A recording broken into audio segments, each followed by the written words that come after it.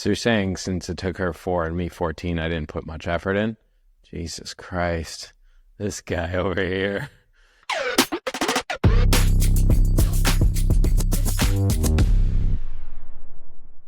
All right, guys, today we're going to do something a little different. Me and Sean are just going to kind of chop it up, talk about cameras, filmmaking, and all the above. So thank you for tuning in to The Crafted Process. I hope you enjoy the episode. Sweet. Yeah. This one's different, you know? Like sometimes you have to change it up a just little do bit. something. Yeah, you got to do something different, you know? Like having a guest is great, but sometimes we just got to like hang out and talk cameras and other things. Dude, speaking of cameras, right behind me is my C70. I tried to take it all apart to clean it. Dude. You took it all apart? Well, I can't figure out how to like get like fully into pieces. Yeah, I can't figure out how to fully take it into pieces. But I put it on a thing. I marked every single with a Sharpie. I put the screw, and labeled it. Good. So it's all organized. But I'm like, it is so hard to actually take this thing apart. It's unbelievable. That's why they were going to charge you a lot. Right. To take it apart, Yeah, I want to send easy. it back and be like, you guys just do it. They do the same thing. They're just like sitting at a desk. They've got Sharpie and they're circling screws and they're like, just got a ton of people working on Canon cameras. It's terrible. Yeah. So it's been sitting there for a couple of days. So. Well, that design, I mean, we have a couple too. We have C70s as well. And like that design, like the screen is so flimsy. And I have no idea why they did that. Well, they fixed that part, which was great. But there's still like moisture inside my camera or it's turned into corrosion or whatever. So that's what I'm sure it's on like a bunch of boards. So I'm trying to get to it so I can clean it and hopefully my screen comes back. Yeah, but if it's been in there for, dude, we're talking like November, right? True. That was like 6-7 months ago. It's been in there for a minute, but I'm sure I can give You're just going to dry it out? No, not dry it out, but I'm sure I can clean it. I don't know. But I think it might be fucked. I mean, it could just be like the connector to the screen. Like maybe you can replace the cable. That's true. Yeah. But I don't know if Canon would sell all those parts because then people would do this stuff all the time. I don't know. It's pretty hard to take this thing. Dude, I was so nervous because I'm the worst at like not labeling things and just kind of taking it apart and then being like, oh, what screw goes here and what screw goes there. But I made sure I was like on it when I did it. I've done it before with like a laptop. I took a laptop apart and I did it with an iPhone actually. I took a whole iPhone apart because my wife dropped her phone in the toilet. Oh, yeah. And so I took it apart and we were living in Boston at the time. I was like, we're not going to go get a new phone. We'll just like replace the screen. And I was able to actually take it all apart, replace the screen, put it back together, and then return it to Verizon and get a new upgrade. They're like, oh, this looks perfect. Yeah, it looked perfect. Yeah, no, I used to build computers. So like I understand all of that stuff. I'm just, when you get a small screw and then a screw with a little longer and you're like, oh shit, I got to remember that goes in that spot. Yeah, it's like the same screw, but just a little bit longer. And you're like, does it matter? Like, maybe not until stuff starts falling apart when you're on a shoot. Yeah. So you used to build computers? Yeah. I was a nerd back in the day. I mean, I was the man, but I was a nerd as well. You should have been buying Bitcoin then too, dude. You have no idea. I was doing that stuff. My buddy came to me and was like, and this was when you had those hard drives that you would plug into the computer. Right. Well, I guess you do that now, but what I'm talking you still about. plug hard drives in the computer. We just don't have floppy disks. Yeah, but no, my buddy was talking about that, and I can't even remember if I did or not because it was like, I mean, dude, I think I was like 14, 15, maybe a little bit older, but yeah, I don't even remember if I did or not. But we were in that whole space in the beginning. Right. Yeah. I mean, that's where all that originated. Is like people were building computers, and then they saw this like mining stuff going on. And they started mining Bitcoin. People are like, "That's stupid." Right. And yeah. now those people are laughing to the bank right now. Yeah. Yeah. I'd never really got into building computers. I like the idea of it though. Like it's fun. Like I used to build Legos, so I like the idea of putting something together. But I never built a custom computer, but I've always looked at it as like a fun thing to do because you buy the fans and you buy all the lights inside. It's pretty cool. Yeah, that's what I used to do. And it's just like I used to just like kind of taking things apart and seeing how they worked and putting them back together. But like computers were my thing back in the day. I would build them. My friends would ask me to build them. We'd buy hard drives. We'd get, just so many different parts from different places and try to make like a sick computer.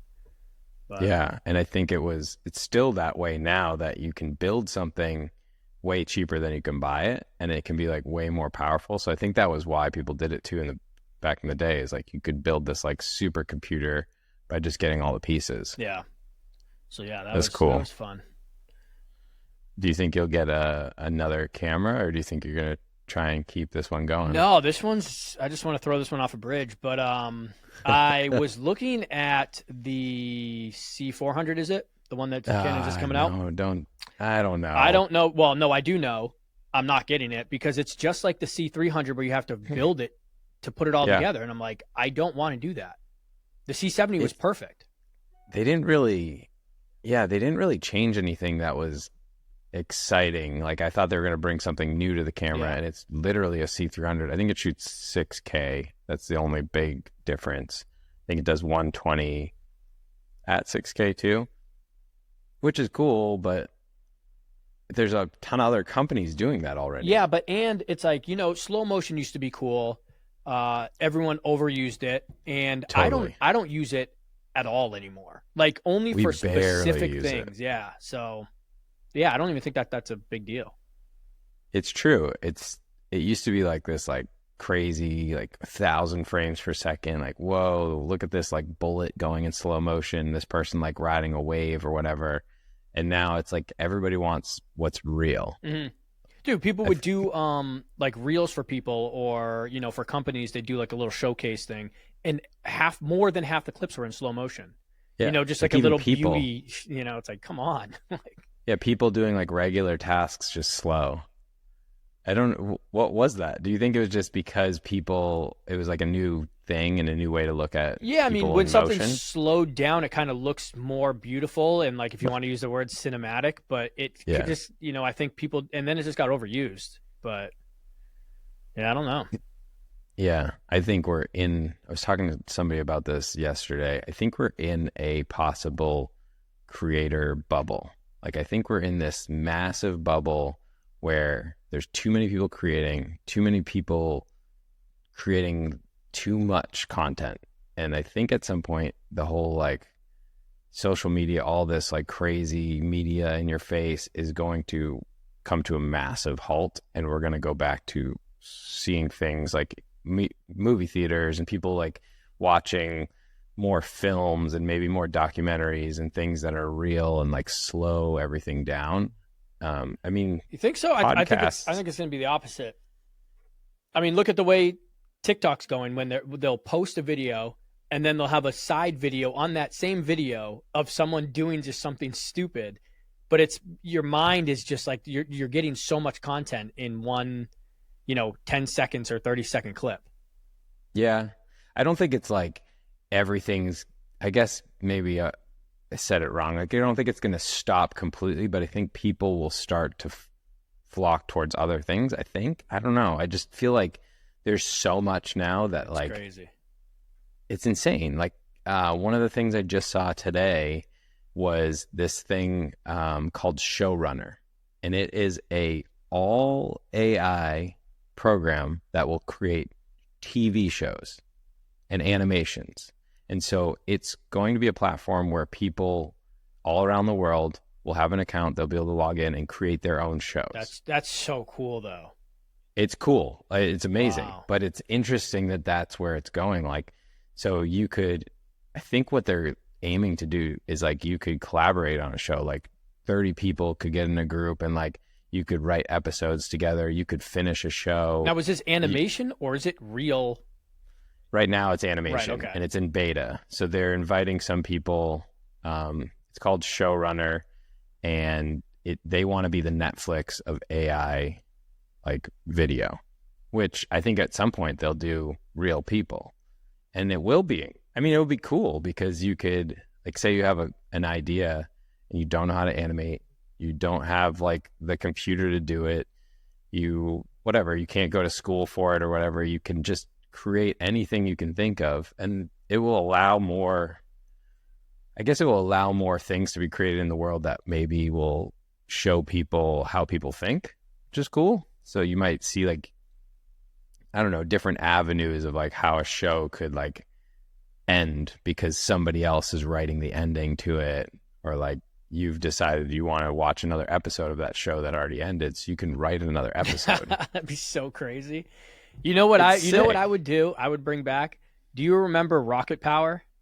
Dude, That was one of the best shows on TV, and I think we need to bring it back. let's get an account on this. Dude, that was Unreal. so good. Yeah, yeah, that was one of my favorite shows ever. I used to rollerblade a lot. And Yeah, that was, I mean, dude, that was one of the reasons. yeah, I couldn't even hate on them when they were rollerblading because it was just But- like they would bike, rollerblade, surf, everything, and it was just so cool. It was like that whole Cali vibe, but it was like Yeah. just kids being kids. It was, I don't know, it was like a real show. Like, even though it was a cartoon, and now there's like so many crazy like fantasy shows that have ridiculous characters in them. I think a lot of the cartoons back then were like realistic and something that you could attain, and now it's just like superpowers and crazy Right. things, which is cool too. Has its space. Yeah, it's interesting that the whole like animation stuff has really taken over too. Yeah, but dude, that will be really cool to be able to do. Because think about those iconic. What if they made a movie like Lion King or Little Mermaid, or somebody created a movie from this AI, but it took off. People loved it, and all they did was have the great idea, had the correct prompts, and wrote it down, and it turned Right. out to be this phenomenal, iconic movie. That'd be pretty cool, or show. I think it's great Yeah. because you could actually create content for like your kids. You could be like, oh, my kid really loves this, whatever, this game we play, but there's no show. So now you can create the show, or you could create a kids show, like just off of the things you're learning with your kids. Now, do you think this is going to turn into like lawsuits, kind of like the music industry? It's like, someone's going to say like, oh, let me get, something like the Little Mermaid and it's going to be just like, it's going to almost have these characters in it maybe, and they might get in trouble. You've got to be careful with intellectual property. So I don't know the law on it, but I think there will be some people that will have to tread lightly, because once you start using, like, you won't be able to use names. You won't be able to call it like Little Mermaid. The characters won't be able to look similar. They'll have to look a lot different, I think, because I think Pixar and these other studios will come after them unless they're hedging their bets and they're building the same thing. Which, I mean, if you're an animation studio and you're seeing this pop up, you should probably build your own AI platform, Absolutely. and you could sell a membership to it. I mean, that's where you're going to make your money, is like $30 a month.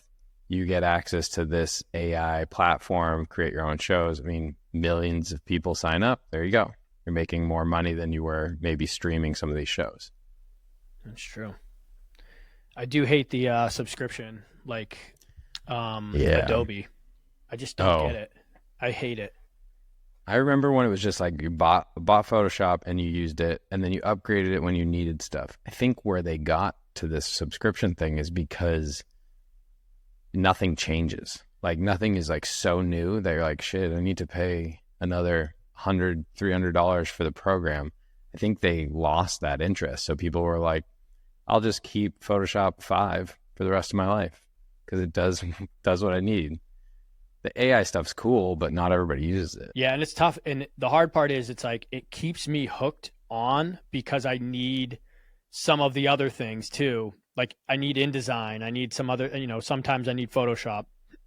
So I'm like stuck paying this, monthly plan. But I use DaVinci. I haven't been on Premiere in forever now.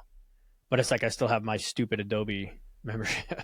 Yeah, I have it because like, oh, client needs something done in Photoshop or design, and like we need a thumbnail created. You could use Canva, which is cool, and it's definitely like gotten a lot better. But I'm just so used to Photoshop. It's like, is it worth having a full membership for like the one use case? Probably not.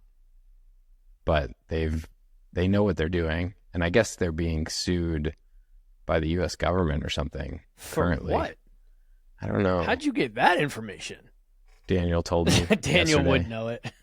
Daniel told me, I don't know the details on it, but he said something about like, it was some sort of thing with the subscription. I think like they were charging more for something that they shouldn't have been. It wasn't the new terms that just came out, which are also crazy. Apparently the new terms that Adobe has right now that you have to sign in order to have this subscription is that they can use all of your stuff that you use through their program. That's insane. Insane. So they basically own any property you put through Photoshop, Adobe, Illustrator, Adobe Premiere, all of those. Wow. They own apparently all of the stuff that goes through it, which is insane. People are going to stop using the service because of that. I don't know if there's other things like Photoshop out there, but that, I mean, how can you sign that over as a creator? But also, how can you decide to do that as a company? You feel like doesn't that hurt your entire company? There's got to be a reason. Like, why would you do that? Do you think that enough people are going to be like, whatever, and just sign it, and now you have all this content? Well, I'm sure. Yeah, I don't read through that stuff. I just accept I don't it. either. And right, so I would have had no clue until I see my photo on something that they're doing. But yeah, I just fill it out and accept it. I think we all do that. I mean, nobody has the time, which is sad, but nobody has the time to go through all of those things. Like, every time you sign up for something, there's a terms of agreement. And like sometimes you have to just like scroll. Yeah. Actually, what's funny is click. Just this morning, I put our terms and agreement for our Player Recruit app. Yeah. And I put it on our website. It was 17 pages long. And I'm just like, oh my God. And you probably didn't read it. Didn't read a word. Just copied and pasted it and put it on. It's like, Dan will never get paid ever for any of this work. Screws me out. We own all of the things we're creating. Yeah. No, I didn't. Yeah. The attorneys and them, they wrote it. I just said, send me exactly how you want me to put it, because I'm copying and pasting it, and that's all I do. What a job. Yeah. Like, as an attorney, you basically have this power of, like, obviously they know a lot of the law, but they also have this like power of patience, where they're just like, oh yeah, no, I'll read through the 32 pages of the agreement. That's my job. And you'll pay me thousands of dollars to just read. Maybe I should have done that, where like all the jobs people don't want to do. I mean, some people just read through agreements, like contracts.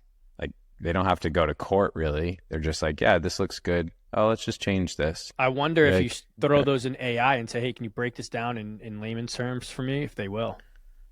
Ooh, yeah. We should try that with like an agreement. You could throw it in and just say, like, summarize this. Like, I think it's pretty good at picking out like really important pieces. I mean, you are trusting it to find those pieces, but it does like articles really quickly, which is amazing. I think it's so useful to use. Are you using ChatGPT for the articles? Yeah. I was looking for an article the other day, and I swear to God, it said, we can't come up with articles for you. Well, you can't just like, well, maybe you can, but I don't search for it. I'm not like, hey, search for the best articles online right now. I give it a web page, and I'm like, summarize this. Oh, okay. Yeah, I was asking it to search for. I don't think it does that yet, because I think there's some legality. Like, Google is starting to do that because they own like the search platform, but like ChatGPT legally can't do a bunch of that stuff because they don't own the information. Ah, okay. So they can read things that you feed it, and they can like listen to things, and like I think they could, I don't know if it can watch a YouTube video and like summarize, but you can get crazy.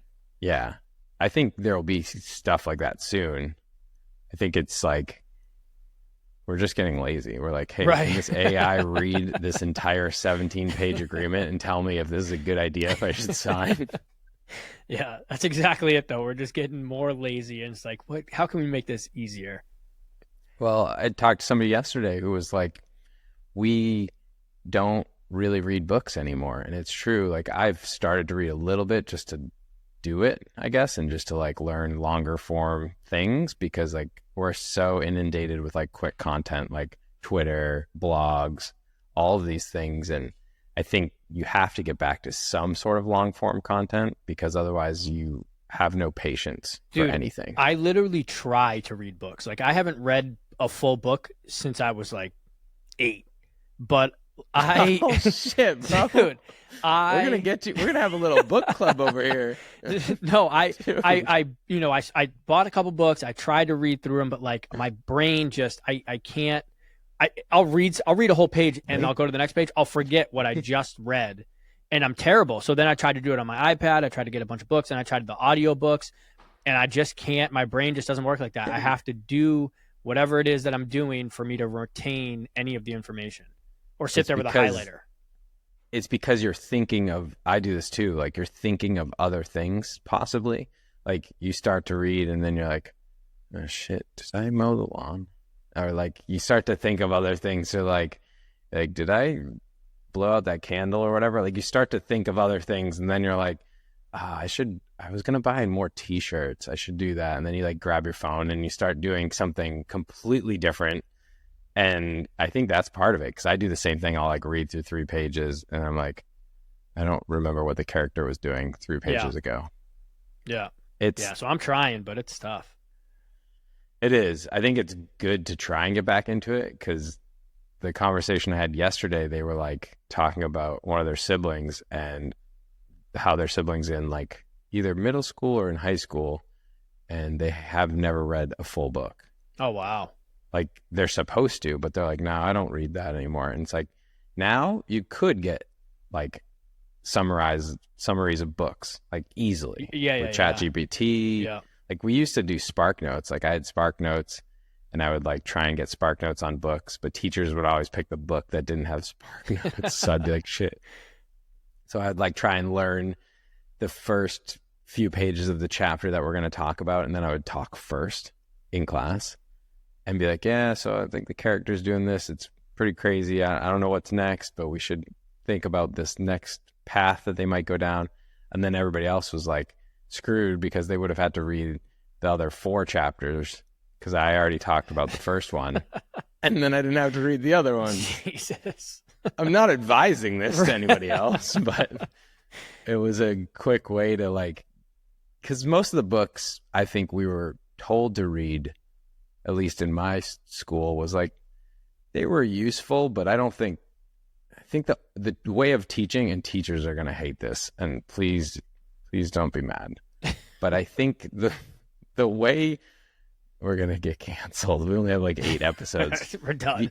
I think the way that, this isn't for every school, but I think the way that we've been taught over time has just been like too structural, and there's not a lot of like leeway in the way that certain kids learn different. And I think that they're pushing, like even when I was in college, they were having us write these crazy long essays. And nowadays, like nobody wants to read anything long. You're not supposed to write, like they'd be like, hey, make sure you write 10 pages. It's like, well, what if there's not 10 pages to write about this? I don't think somebody should have to write 10 pages. They should have to write what they think is good. Like if they can write everything in a page and it's really incredible, why write 10? And I think that was part of it, is they were like, back when we were in school, they were like pushing this, like you have to do so many words, you have to write so much content. And now it's like quick and snappy. And like, if you look at any advertisements, it's like, where's the hook? And how do you get people hooked into content? And that's how people are writing. And I think that's how people have always written. It's just like we were taught this, like the more you write, the better it is. And I don't know if that's necessarily true. And so I think definitely not nowadays. You know what I mean? Yeah.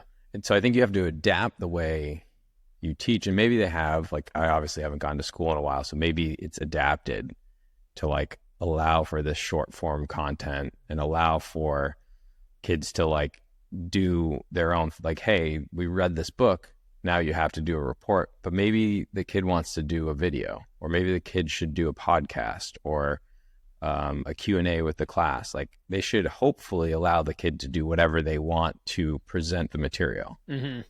That would actually be a really cool and fun way, because like you said earlier, every kid learns differently. And how cool would that be? Like, hey, can I present this in a podcast, or can I present this in a video, because I love doing that. So you're going to get better work too coming out of the kid if he's doing something he enjoys, you know, for the schoolwork. Yeah, I heard that. I think there's a couple of these schools already in the US, but they're trying to open another one where it's like, it's kind of like an entrepreneur school, but for kids. Yeah. And so kids, it's all private. Those are all private schools. And yeah. It's not, you know, our public school system's terrible. Right. And so it's expensive. So that's the thing, is it's not easy for everybody to get into. But I think we need to have more options like that, where it's like, kids need to have the ability to learn how to like think for themselves and be able to like maybe a kid she's 9 years old and she wants to run a little like business selling, I don't know, like arts and crafts that she's made, and like she really wants to start this website, but like her teachers don't allow it or whatever it is. Like I think there needs to be some of that if the kid is enjoying it, because when you get out of school, you don't have a ton of, I don't think you have a ton of working skills. You have a ton of like regular skills that everybody had. Like, okay, we read books, we wrote a shit ton of pages, and now we're all here at the same page, like same spot. And like, I think it stunts the growth of some kids because they were like, oh, I really wanted to like start day trading when I was 9, which is probably not a great idea, but dude, yeah. But when he gets older, he'll be, one of the best day traders in the world, probably. You know what I mean? Like because he started at such a young age. I think that that's so important. I mean, when you go over to Japan, right now, Japan has the best skateboarders in the world. They keep pumping out these, a little 9-year-old kid did 3 900s in a row in a vert ramp. Why do you think that is? Because if they're into skateboarding, they have schools over there now for skateboarding. I forget the Yuto won the Olympics he won the Olympics and he won Tampa Pro. He's from Japan, and it's because they just focus on that. Like, this is what you're good at. Boom. They have schools where you can go and skate and you learn, and then you go back to skating. And it's like, I'm sure they do it for other things as well, but I'm a skateboarder, so I knew this. But it's like, they are pumping out kids who are just dominating whatever it is that they like. They are dominating. I mean, Japan has so many just nasty skaters out there. It's insane. Yeah, I think you're right, though. I think they're like, you're good at this thing. We see that you love this thing. We want to build a space for you, and we want you to go do that thing that you love. And we have that here, and it's not saying we don't, but we're so like old school. We're like, go to school, graduate, get a degree, put the degree on your wall. Like, frame it, tell people you got a degree. It's like, no, like that's not going to get you. Even resumes, like people will send me resumes for video production jobs, and I appreciate it, but I'm like, send me a video. Like, what do you want to do? Do you want to Sean's write like, I don't want to here? read. Send me something easier. Like, ChatGPT can't go through this. What the hell are we doing here? I'm not going through a page. No, but I think like on paper, cool. Like, you were a part of 12 film companies and you went to film studies. Like, I don't care. I want to see like why you want to do this. Show me something visually, even if it's you filming outside your house, whatever, butterflies, birds, doesn't matter. I think it's about showing what you can do and what you're interested in versus what you've done on paper. Right.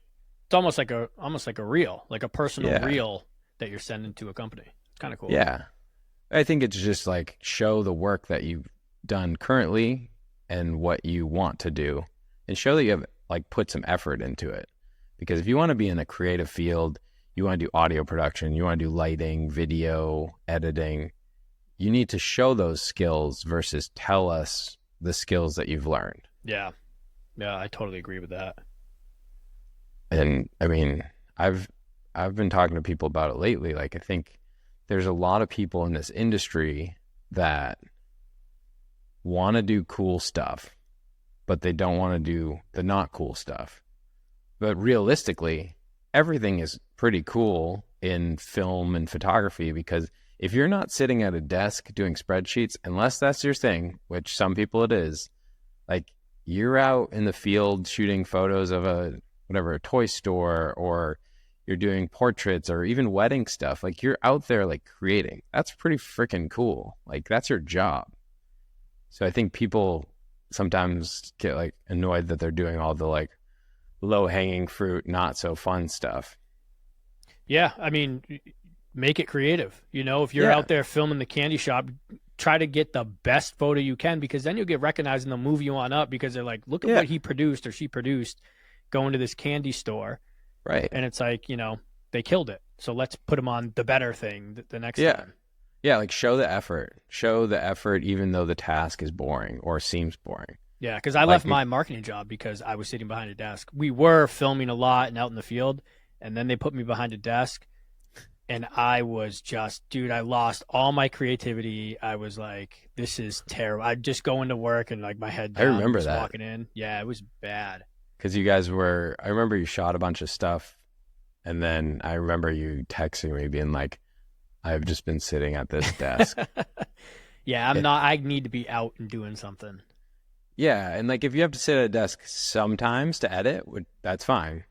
But I agree. It's like a lot of these agency jobs, they look really cool on paper. It's like, oh man, we'll be part of this like massive agency that works with all the biggest brands. And then you get in and you're like, I'm archiving footage. What does that mean? They're like, well, you sit in this basement and you go through all these hard drives and we do eat lunch outside. You But sound like other than you that, sound like you have experience in that. no, I mean, I did get offered something once to do a job like that. And I was like, I just can't. I appreciated the offer, but I'm like, I'm going to take my chances and just try and find my own work. And yeah, it's been rough. I don't think it's like an easy path to do video production or photography or be a musician or any audio post-production. But if that's the thing that you love, if you put in enough effort, you'll find a path. And will you be like a millionaire and like, no, it's probably not the path to like, you should be a day trader or work at a hedge fund. But like, will you be happy and love your job? Yeah. And like, But it also I think, depends on how much work you put in. Think about how far you've come in the companies that you have, that you get to work with. It hasn't been that long. You know what I mean? Like what? I mean, you've been doing it what, 15 maybe years. 15 Yeah. years? Yeah. Think about where you are now. That girl that we just had on, I think Emily, on the podcast, she's been doing it for 4, and she's already talking about doing a feature, and you know she has Right. 2 films out there already, and all this stuff. It's like, and she started 4 years ago, and Yeah. during COVID. So it's like, it's just how much effort and work you put in to how far you want to go. So you're saying since it took her 4 and me 14, I didn't Yeah, put you're much slacking. effort You gotta do a little Jesus bit Christ. This guy over here. Yeah, she did it in 4. You did it in 14. No, but What dude, are you're you doing with you're your life? working with the best. You're working with the highest companies in the world. You know what I mean? So it's like you're. I think you're up there. You're killing the game because you've put in appreciate the it. work. You know? Well, I think it's been helpful to have people like you and some of the other people help on the journey, film and create. And so it hasn't just been me doing it, but I do appreciate it. I think it is a lot of effort. I mean, there were moments where I was sitting in my apartment editing and all my friends were like going out, and that's fine. Like I went out plenty of times, but I definitely missed a lot of things because I was asked to film something and I took that versus going to do something fun. Right. And then the funny thing is too, what people don't see is, you know, after your shoot or whatever, even if you're with you know the other shooters like that you hired, you then have to go home and, you know, write some emails, do an invoice, do all the non-fun things, but nobody Totally. else sees that. But, you know, behind the scenes, that's, you know, if you own a business and you're really trying to make it. But there's a lot of work that goes into that stuff that people don't see. So, you know, Yeah, there's a lot of, like in any business, until you own a business or run a business, you don't get to see the crazy stuff that you deal with. And it does suck because, like, I talked to somebody recently about just how I used to shoot more. I used to shoot a ton. And like I was basically shooting by myself a lot and like lighting everything. And it was awesome. It was a lot of work. And now I don't shoot as much, which is kind of sad but it sucks because I don't shoot as much. But in order to keep the business running, somebody has to operate. And I'm not at a level yet where I could have an operator that just does like the dumb stuff. And I also don't want to bring people in that don't want to do that. Like, I don't want to be like, hey, yeah, and your job's just going to be doing all the invoicing and dumb things. Like, I want to make sure like I build a team that gets to be a part of everything, like the creative stuff, the non-creative stuff, because I'll take the boring stuff all day so other people don't have to do it because it's my business and it's not fun. But you have to do that if you want the business to run. And I think there's this weird period when you're operating a business where you're like not big enough to have like different roles. Like, oh, we have a finance team. Oh, we have whatever, the CFO and that type of stuff. You just like, you're doing so many things, but you have to, otherwise like the whole business will implode if you just like hire out everything. Right. I'm sure you see that too. Like besides filming, you also run a restaurant. Yeah. And so you probably see that where like, I mean, you've told me you're like doing 20 different things that you probably shouldn't be doing. Right. I mean, not even just the computer stuff is insane, but I went in there. I didn't leave the other day till about 1 a.m. because Jesus. I went back there and I was just scrubbing the kitchen down, doing the back of the cooker and all this stuff, so when they came in the next day, it was spotless. And, then I'm doing the dishes when I'm back there, I'm the janitor pretty much, bussing tables. And it's just like I'm doing the non-fun things of owning a restaurant. I mean, sure, it's cool having a restaurant, but it's like there's so much BS that happens. And I'm just like, oh, man, it's so stressful. It's because nobody does as good of a job as you would because you're the business owner. Exactly. Yeah, it's tough. It is tough. It's crazy. But I also feel like we've entered a space in time where a lot of people don't want to work. And I'm like, which is weird. What are you going to do? What are they doing now? I mean, is it boring? It's mind blowing. Like, even if I was fully retired for some reason, like I would do something. I'm not going to just sit around. Like, I don't know why people don't want to do anything or apply themselves. Like, that seems like boring to me. It also seems like a little bit depressing. Like, I think if you don't do anything at all and you don't provide anything to the world, you're going to feel, whether you feel it directly, you're going to eventually feel like terrible because you're like, I'm literally not doing anything. It's insane. But speaking of that, it's a great segue into talking about Baby Reindeer. Yeah. Because that woman did everything. Yeah. She was a psychopath. Apparently it's about a true story. Dude. And she said, the woman was on, I think, Jimmy Kimmel or something, and said she didn't know it was out. She didn't know it was about her for the longest time, and then she finally figured it out. Wait, the real lady? The real lady went on a TV show, I think Jimmy Kimmel. Wow. And he was asking her questions, and she's like, she didn't realize it was her until, later on. Yeah, she never heard about the film and all this stuff. But the actor in the film, the male, is the guy who this happened to. The real guy, yeah. The real guy, which is pretty cool, I think. He wrote it, too. Right, Andy wrote it. And the crazy thing is, there were parts in there that made him look just crazy.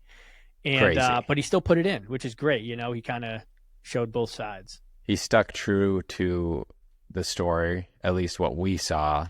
And I think that's part of creating too, is like, you can't just make everything like magical and happy and like all the best parts, like if even in like any documentary. And so I think that show feels like a real life thing. Like, it actually feels, it's crazy. Like, you can't even imagine that stuff would have happened to somebody, but it feels like you're there. And I think that was what they wanted to do. One of the DPs was talking about it, and they shot an Alexa LF Mini, and they made. I'm surprised they went with that. Alexa. I think a lot of people like those cameras for real life situations because it's got a soft, like right out of camera, it's got this soft feel to it. Like Red has a certain feel to it too, but Red is very like, for me at least, it feels real, but it feels a little more like sharp and a little more not digital, but very like high-end resolution. And Alexa has that high end, and it just like falls off at the end. So it's like this soft fall off in the resolution that feels a little bit more filmic. And I think that's why everybody loves Alexa. I mean, you look at some of the highlights on any of the footage from Baby Reindeer or any other Alexa filmed thing, and the highlights are very soft and like have a creamy kind of look to them, and that's kind of what they're known for. I wonder, is that guy, the writer and the actor, is he also a filmmaker, or did he just pitch this to some company and they liked it? I don't know if he's any sort of filmmaker. I didn't look into that. It would be interesting to find out, like, because if the part of him being the comedian is real, that means he was like into some sort of like showbiz type, like wanting to be in front of people. So maybe he did video stuff on his own as well. But I know that to stay true to the feeling of the film, they wanted it to feel claustrophobic. So they shot it that way. So instead of shooting like really long focal lengths from far away to like pick off people and make it really like soft focus, they used wide angle lenses, which is why you see a lot of the stuff behind people happening, and they shot really close to the subjects. Isn't that crazy that that people actually think about that before they even shoot? They think about the feel, they think about, you know, the camera, the lens, and like, this is how we're going to do it because it's going to have this type of feeling. To me, that's like, I mean, it's awesome, but it's like that you really have to know your film to look ahead already like that. Yeah, I think that's why certain people get chosen to do these projects, is like maybe the DP is that type of DP that like shoots that kind of content, like really personal, really close up. I think you have to choose your team that way. Like, who's the best with casting? Okay, this person casted for this really amazing real life doc that was done.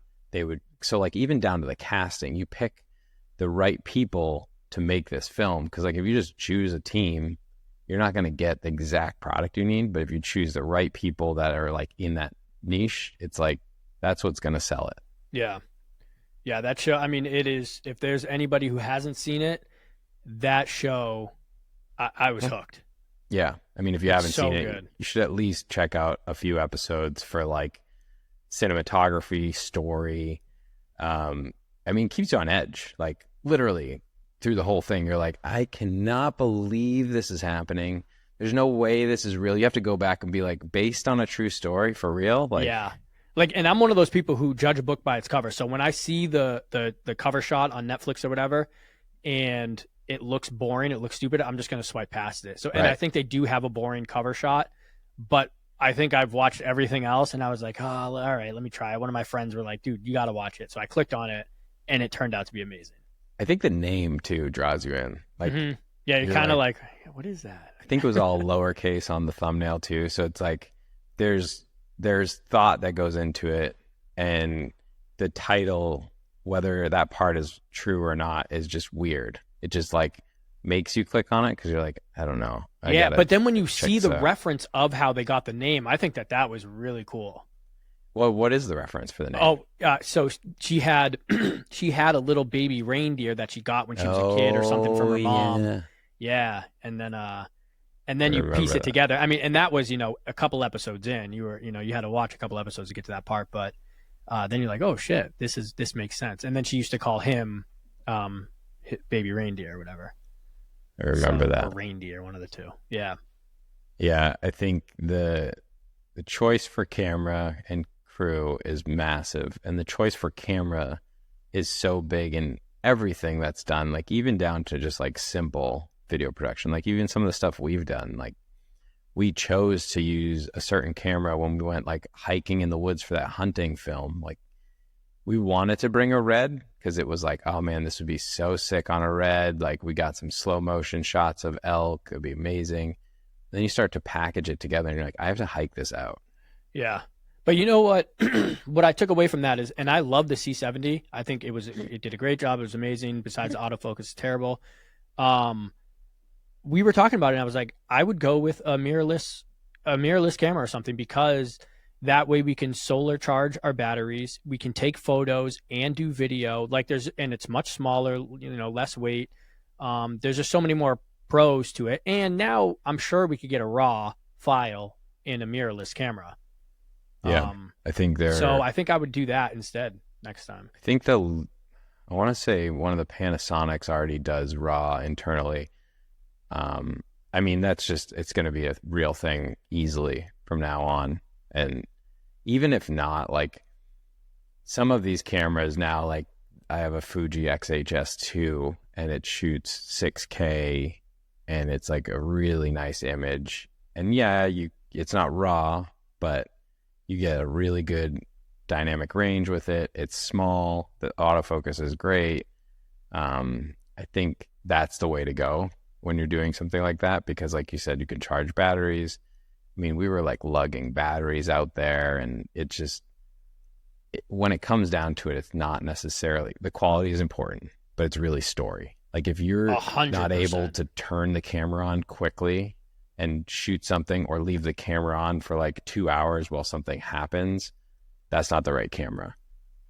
So and like when you're shooting something like a lifestyle brand piece, like we did the Puma thing together, that you can shoot reds because like it's thought out, you have time, you have batteries with you, you have vehicles with you, and you're not shooting all day. And it's not like you're going to miss a moment because it's all planned. Yep. Yeah, I went golfing with Scotty 2 days ago. And Oh, we were nice. talking about doing another trip somewhere. Oh, yeah? So, yeah.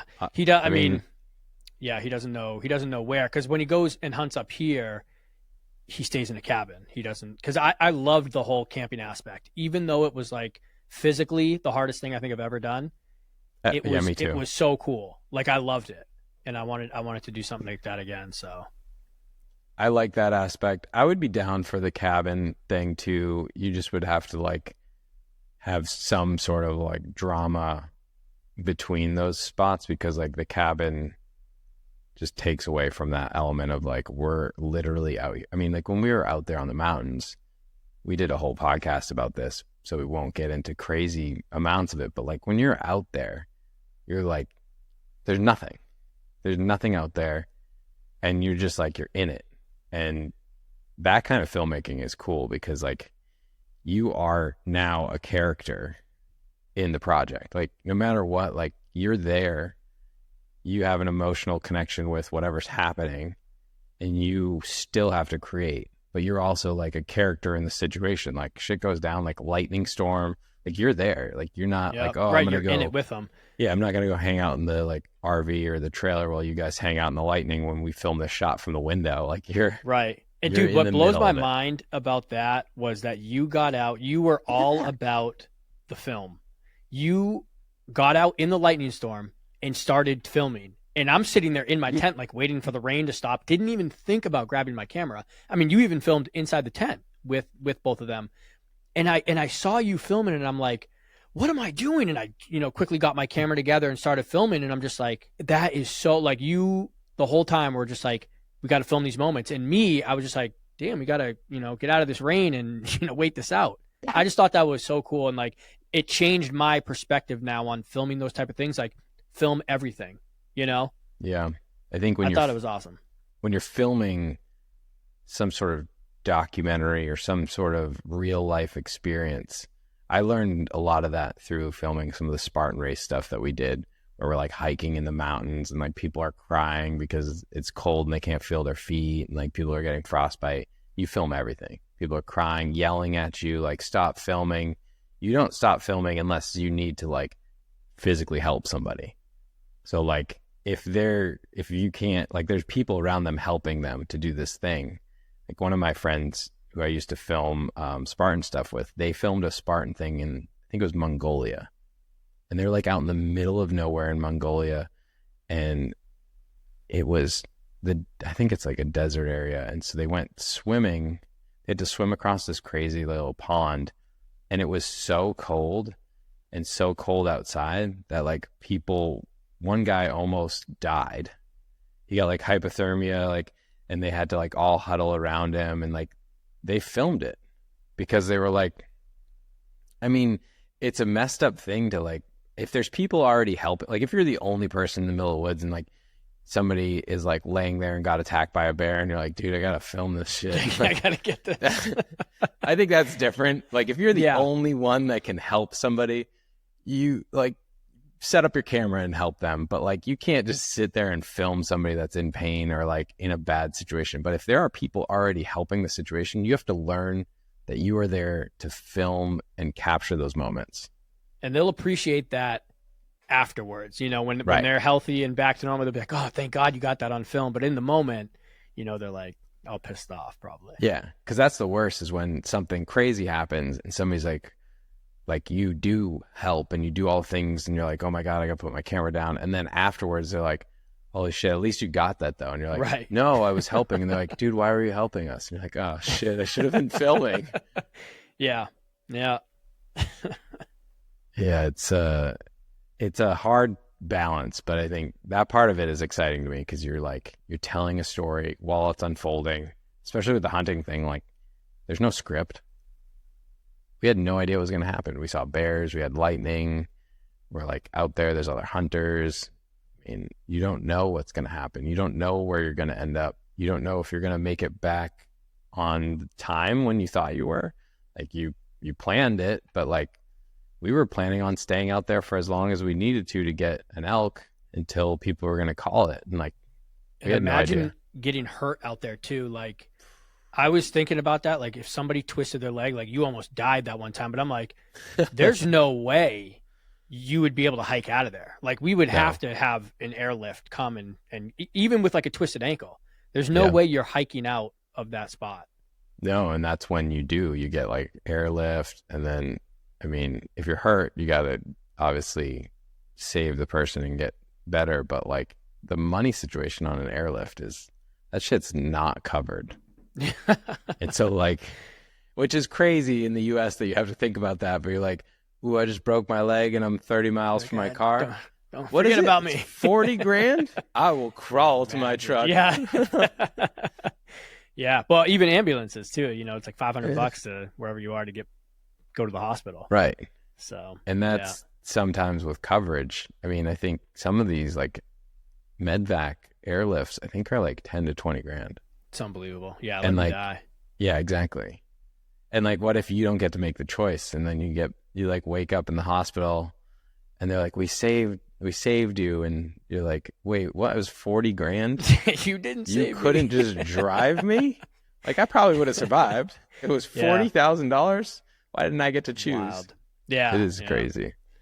Yeah. I hope we can go on another one of those trips, man. That was so fun. I would love to. I think it's needed. And I think once the elk film hits, we would get possibly people interested because I think it did a good job of what it was supposed to do and capture this like experience of elk hunting for the first time. And the canoe one, which will come out soon, that will be cool. I think that's going to drop really soon. They already have that one. So yeah. We need to add some bear into the elk. I forgot about it. I don't think we have the bear in there, our bear encounter. We didn't? Because I did film it, even though we were far away. Yeah, we'll have to look at that. I know that's the thing is like when you're out there for whatever 7 days and you're filming, you get so much content and some of it was really good, but it just was hard to fit in the story because it becomes so long. So you have to figure out like what is worth keeping to keep the audience interested because you have to separate yourself, which I think is really hard when you're making the edit and you were there. Because like you want to include all the cool shit that you experienced, but like maybe people don't feel the same way about it because they weren't there.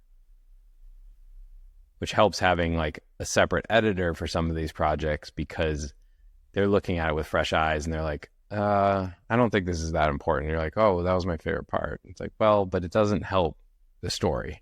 Right. Yep. No, you're 100% right on that. Yeah. So I think that helps.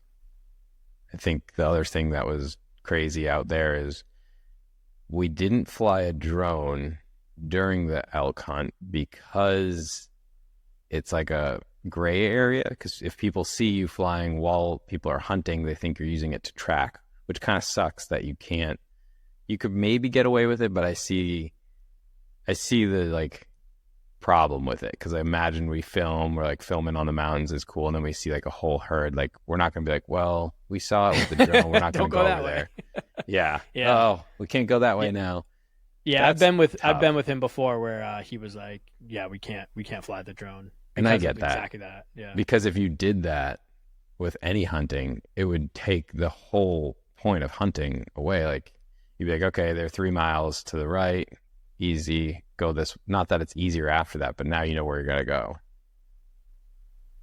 Which brings up my next point of DJI getting banned from the US. Yeah, so DJI banned drone, or DJI didn't ban drones. DJI is getting banned from the US, or possibly getting banned, and they're saying it's because of security issues. Yeah, because it's a Chinese company, right?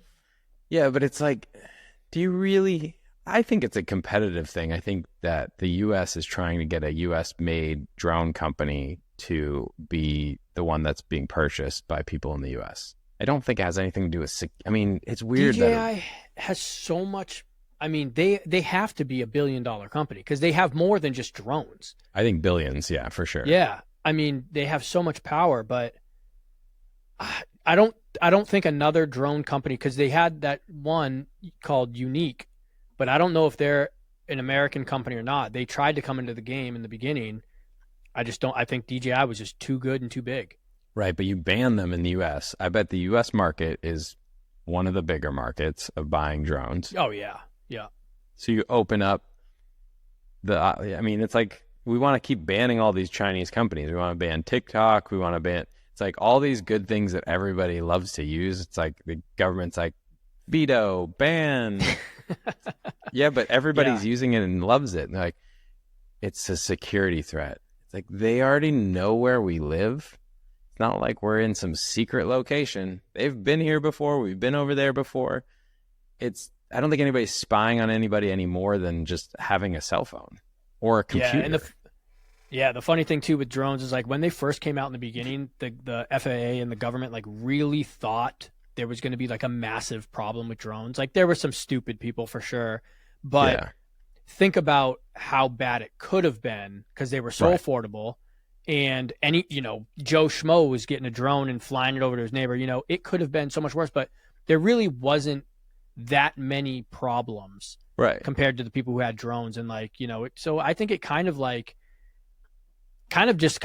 fell a little bit. Like people just had them. They were doing recreational things, maybe doing, real estate stuff, but it didn't get to a problem.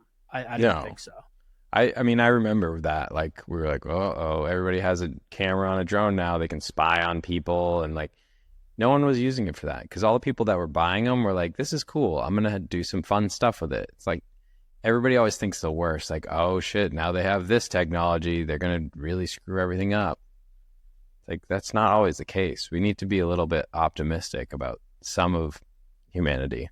I wonder if, because all DJI really needs to do is turn off their because they can tell you where to fly and where not to fly, and they just need to kind of shut that off, the geofencing, because then you can just, even if you already have a DJI, the government's going to have to find you.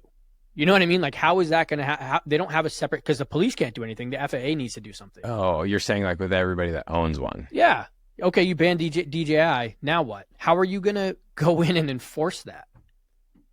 Yeah, I don't know if that's a good point. Like, I don't know that you could take everybody's drones. It's like the gun. Take my guns. It's like the guns thing. They're like, they're gonna take my drones.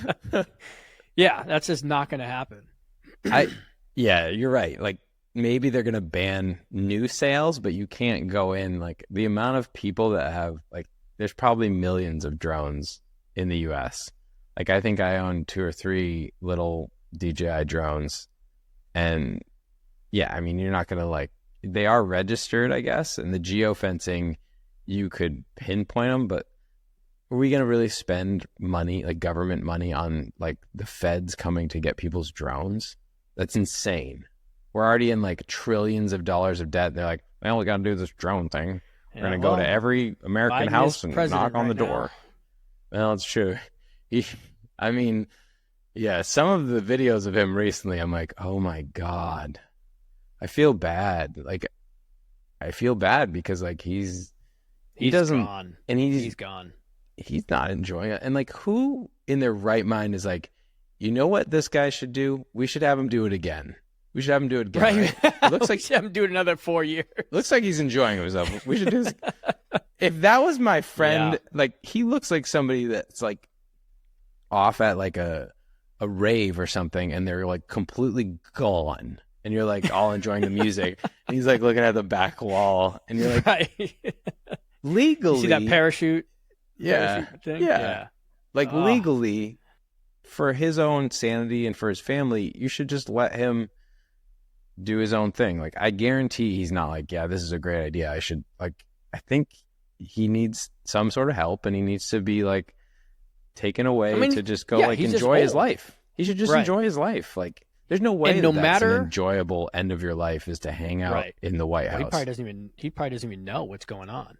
I mean, the worst part about it is if he does get elected for another 4 years, God help us if he does. But if he does, Kamala Harris will become president. There's no way he will last for 4 more years. There's absolutely no way. He And will that's die. probably what their plan is. You know, I mean, I don't want to get crazy political, but I think that is probably what their plan is they're like, because I agree. I mean, it's like this now. 4 more years from now is a long time to be pushing like any sort of idea of what he's doing right now. It's like he's just trying to get by right now, and I mean, he deteriorated. Think about when he first came in. He was at least, there. Now yeah, it's only been 4 years, and he is gone.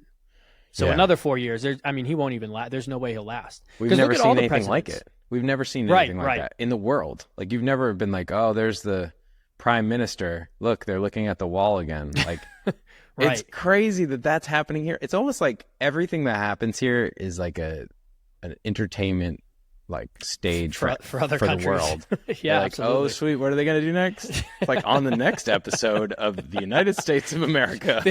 How funny would that be if they actually had that? I mean, they Oh. could. They could make a show where it's like, I mean, people probably tune in and watch. They get a VPN and they watch our local news and they're like, damn, That's check out this. entertainment. Yeah. Yeah. There's That's crazy stuff that happens here. We have a lot of wild stuff and a lot of like uncontrolled situations. And the money printing thing is part of it. It's like just like throwing money out the window. Like, Dude, I just don't know how we're going to recover as a country when we keep doing it. It's just been so bad. there's not a lot of options. I mean, I showed you that video of the economic advisor. Yeah. Yep. Like, if you've not seen that, if you're listening to this podcast, you should go to YouTube right now.